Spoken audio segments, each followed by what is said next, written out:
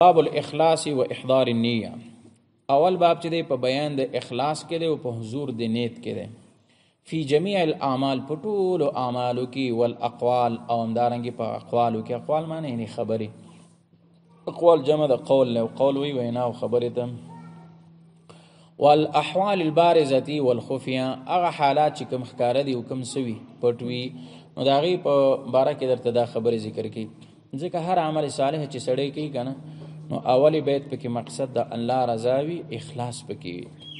او یو سړی که نیک کار کوي لیکن اخلاص پکې نه وي، او یا دارنګې د الله عز وجل رضا یې پکې مقصد نه وي، نو خو بیا اجر او ثواب نه لري.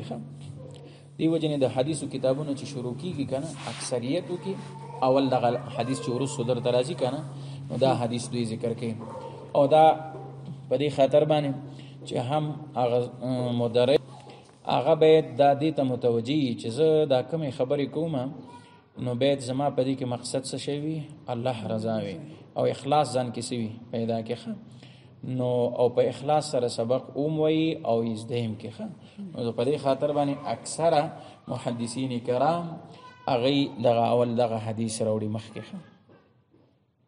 نو دی اول درته د قرآن پاک نه ایتونه پیش کوي.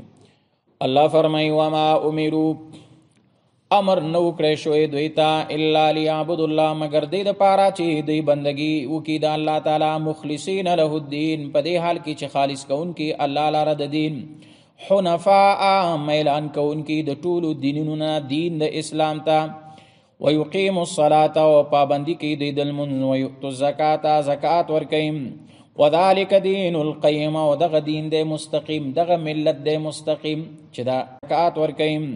وذالک دین القیم، او دغه دین دی مستقیم، دغه ملت دی مستقیم چې دا اصول پچا کې سوي موجود وي. که عبادت هم کوي نو باید ته د الله د رضا دپاره دا عبادت وکړي. او که څوک مونځ کوي که نه، خو دې دپاره کې چې دا پلانکي ته وګوره، دا اوس د ماته توجه راوړي چې دی څنګه خروکو کوي، څنګه سجده کوي، څنګه قیام کوي، څنګه جلسه کوي، که چې خلک زما څه وکړي، صفت وکړي. نبی علیہ السلام فرمایي که نه، من صلی یرائی فقد اشرکا، چا چې مونځ د ځان ښودنې دپاره وکړه نو څه یې وکړه، شریک یې وکړه. نو عبادت کې به د الله رضا څه وي، مقصد وي چې مانا الله راضي شي. وقال الله تعالی، الله فرمایي بل ځای کې لن ینال الله، لسره نه رسیږي الله تعالی ته نحومها غوښې د دوی، ولا دماؤها او نه وینې، ولکن یناله التقوا منکم، لیکن رسی الله تعالی ته اخلاص او تقوا ستاسې نه.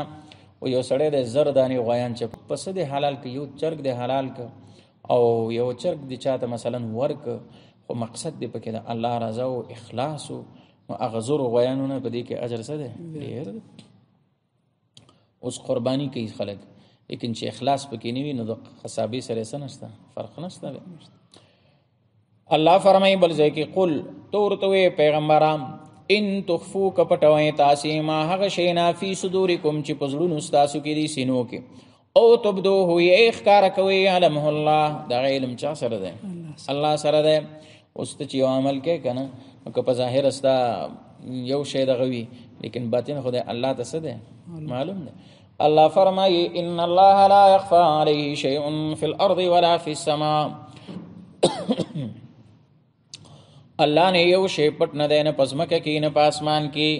نو د انسان ظاهري او باطن پټ نه دی، نه په ځمکه کې نه په اسمان کې. نو د انسان ظاهري او باطني حالات هغه الله رب العالمین ته معلوم دي. عن امیر المؤمنین